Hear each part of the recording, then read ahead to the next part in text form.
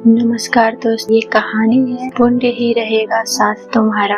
एक साधु जंगल से गुजर रहा था। उसे रास्ते में एक डाकू मिल गया। उसने साधु से कहा, तुम्हारे पास जो कुछ भी है उसे मेरे हवाले कर दो, नहीं तो मैं तुम्हें मार डालूं। यह सुनकर साधु ने बड़ी नम्रता से कहा, दे तो दूंगा, परंतु मैं तुमसे पूछना चाहता हूँ, पहले उसका जवाब दो, उसके बाद सब कुछ ले लेना।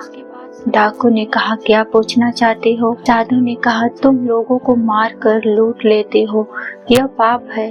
यह लूट का सामान तुम्हारे घर में कौन कौन खाता है? डाकू ने कहा, मेरी माँ, पत्नी और बच्चे इस लूट के सामान से अपनी भूख मिटाते हैं। साधु ने कहा, घर जाओ और पूछ कर आओ कि यह पाप जो तुम कर रहे हो, इसमें तुम्हारे साथ कौन कौन सहभागी होगा। साधु की बात सुनकर डाकू घर गया। परिवार के सदस्यों से पूछा तो सबने कहा कि हम तुम्हारे पाप के भागी क्यों बने? हमारा भरण पोषण करना तो तुम्हारा कर्तव्य है, यह पाप तुम अकेले ही भोगो, हम तुम्हारे साथ नहीं हैं। डाकू परिवार वालों की बात सुनकर साधु के पास गया और उन्हें सारी बात बताकर उनके पैर पकड़कर रोने लगा। साधु ने उसे उठाया और समझाते हुए कहा, पाप कर्म से बचो, भगवान की शरण में आ जाओ, तुम्हारा कल्याण होगा। यह सुनकर डाकू की समझ में सब कुछ आ गया। उसी दिन से उसने पाप कर्म छोड़ दिया और भगवान का ध्यान करने लगा। दोस्तों, यह कहानी कैसी लगी प्लीज कमेंट कर जरूर बताएं, और अगर आप हमारे चैनल पर नए हैं तो लाइक सब्सक्राइब करना ना भूलें। धन्यवाद, सपोर्ट करें।